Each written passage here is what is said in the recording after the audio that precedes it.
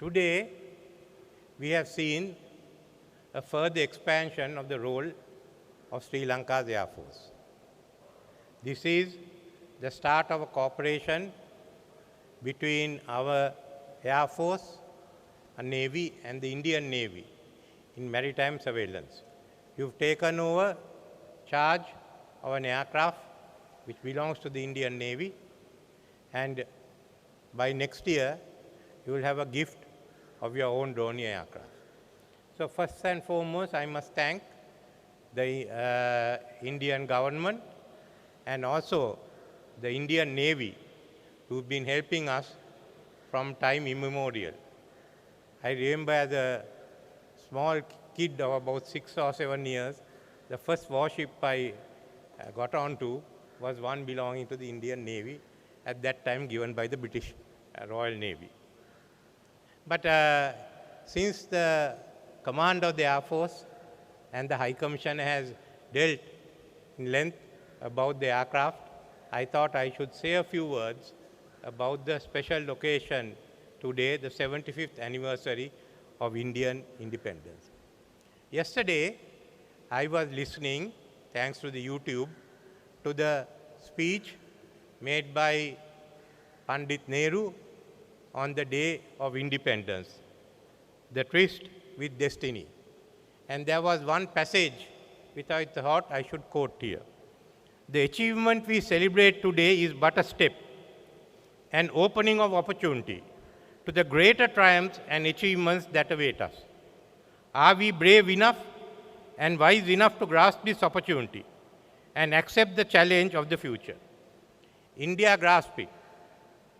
The way forward was shown by no other than Pandit Nehru.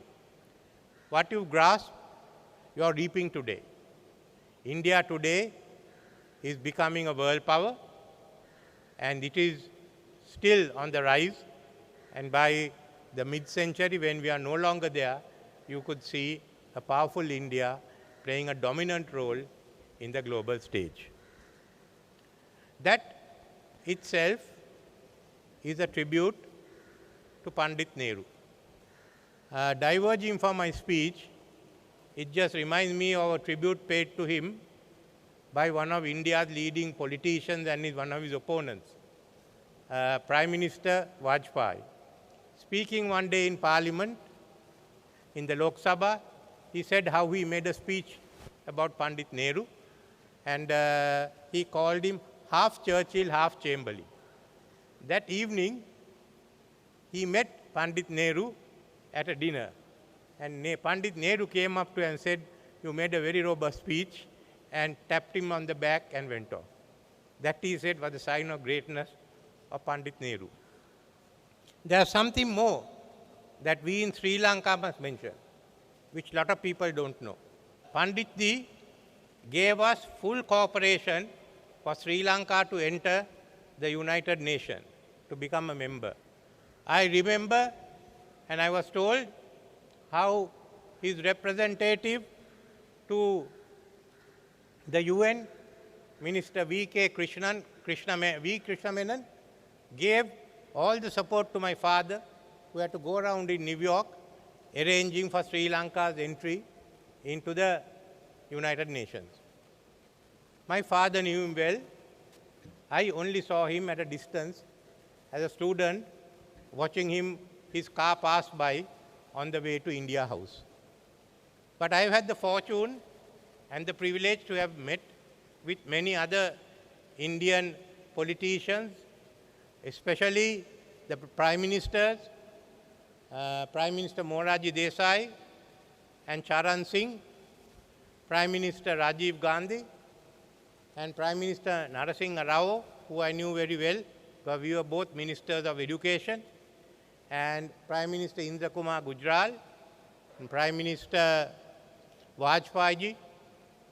They were all well known, and of course Prime Minister Manmohan Singh, who was opening up the economy when he was the Minister of Industries, and Madam Sonia Gandhi, President Pranab Mukherjee, as well as the Prime Minister Narendra Modi, to whom we must be grateful for this aircraft.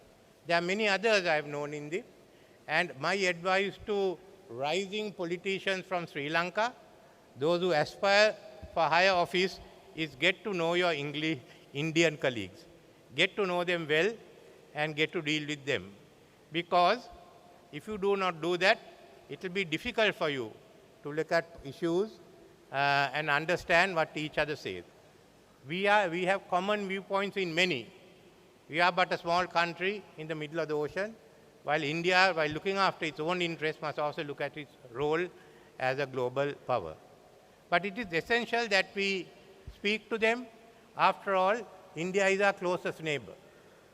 And there are many issues which are common to us, of which we are understanding, of which we have to resolve, not only issues that pertain to Indo-Lanka relations, but to the region and to the Gulf.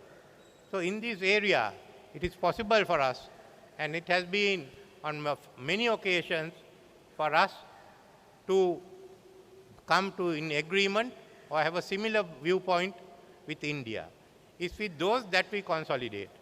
But being two states, two governments, there are also times when we have differences which should not become disputes. Because what is our relationship? Our relationship is not merely one of between two countries. We've gone beyond that. We have a common heritage. On the banks of the Indus was preached the Vedas, and on the plains of Ganges, the Lord Buddha traversed preaching his own doctrines. Those is what is common to us. And it came to us, and also what is very common to the southern tip of the Indian subcontinent. This is on what we have built up. But within this common past, we also have different aspects. In your country, it is Hinduism that is the prevalent religion. In our country, it is Buddhism. In Ramayana, Rama is the hero for the Indians. For us, Rama and Ravana both are heroes for Sri Lanka. We your language has more dependence on Sanskrit, and we have more dependence on Magadhi and Pali. So we can go on and on like that. So many things that are common to us. If you look, what an inspiration Mahatma Gandhi's Satyagraha and the independence, non-violent movement to us. Because you had no other way for recourse. But for us, after 1931, we had a legislature elected by universal franchise. So we took on a different course. I think if that was available to India, history of India would have been different. So we have all these commonalities, and we have to build on it. I've always said that we are two sides of a single coin. It is not possible to split a coin for one face to fall one way and the other face to fall the other way.